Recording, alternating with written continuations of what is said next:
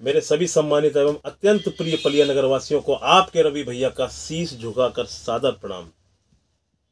जैसा कि आप जानते हैं कि मैं भारतीय जनता पार्टी का कार्यकर्ता रहा हूं। मैंने पार्टी में पिछले कम से कम 20 से 25 वर्षों से लगातार काम किया है।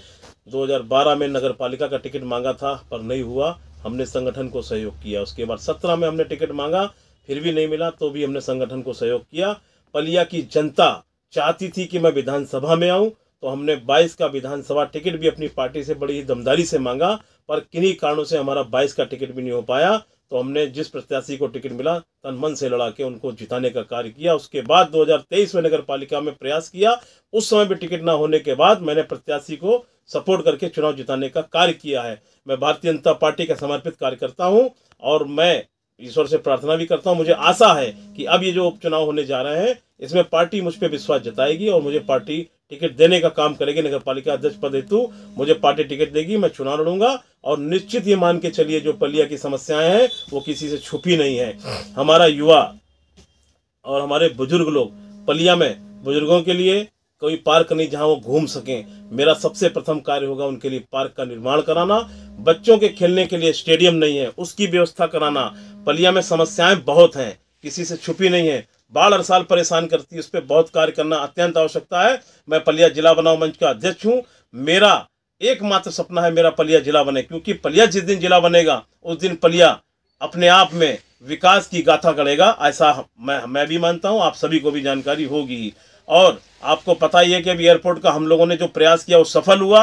एयरपोर्ट पलिया बन के चालू हुआ है। हमारे पलिया का नाम विश्व के मानचित्र पे स्थापित हो चुका है और मैं एक विजन के साथ इस चुनाव में आ रहा हूँ। बाकी आप देखिए और एक बार आप सभी लोग मंथन करिए कि जो लोग चुनाव होता है केवल चुनाव में दिखाई पड़ते हैं और जिनका काम केवल चुनाव लड़ना ही है, पर उनके पास कोई विजन नहीं है। याद करिए वो कोरोना का कालखंड, जब पलिया के लोगों को सबसे ज्यादा जरूरत थी तब कोई नहीं, दूर दूर तक कोई नहीं दिखाई दे रहा था। मैंने पलिया का बेटे होने का फर्ज निभाया। मैंने हजारों सिलेंडर ऑक्सीजन सिलेंडर अपनी पलिया की जनता को देकर, बचाने वाला ईश्वर है, पर मैंने उनको ऑक्सीजन सिलेंडर देने का काम किया। मेरे से जो बना कोरोना कालखंड में मैंने किया। उस समय सारे नेता मैसेज डाल डाल के अपने अपने घरों में क्वारंटाइन हो गए थे, तब आपके इस बेटे ने फर्ज निभाया।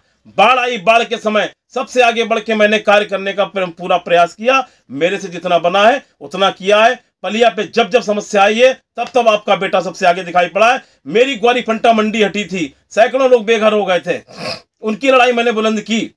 मैंने ग्वारी फंटा मंडी ना हटे इसके लिए पूरा प्रयास किया। माननीय योगी मुख्यमंत्री, हमारे जो यशस्वी मुख्यमंत्री योगी जी हैं, उनको मैंने पत्र भी लिखा था कि इनको कहीं और निर्वासित किया जाए। आने वाले समय में मैं जो ग्वारीफंटा से निर्वासित लोग जिनको आज भी कोई व्यवस्था नहीं हो पाई है उनके लिए जगह पे प्रबंध करूंगा, जगह का। और बनगांव मंडी जो है जहां पे हमारे व्यापारी विराजमान है, वो मंडी पूरी तरीके से कैसे पक्की हो जाए उसका भी मैं कार्य करने का कार्य करूंगा। और निश्चित ये मान के चलिए अगर मैं पलिया चेयरमैन बनता हूं, इतिहास रचेगा पलिया और गाथा गाएगा विश्वास विकास की, ये मेरा विश्वास करिएगा।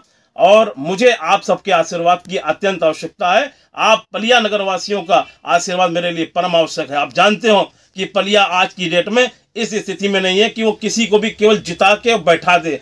अब पलिया को जरूरत है काम करने वाले व्यक्ति की। अगर मैंने पिछले 20 वर्षों में 15 वर्षों में शहर के लिए, शहर की जनता के लिए, आप लोगों के लिए कुछ किया है तो मुझे अपना आशीर्वाद प्रदान करें। मैं आपसे वादा करता हूं आप ये शब्द भूल जाएंगे पलिया में इस चीज की कमी है। बहुत बहुत धन्यवाद। जय पलिया।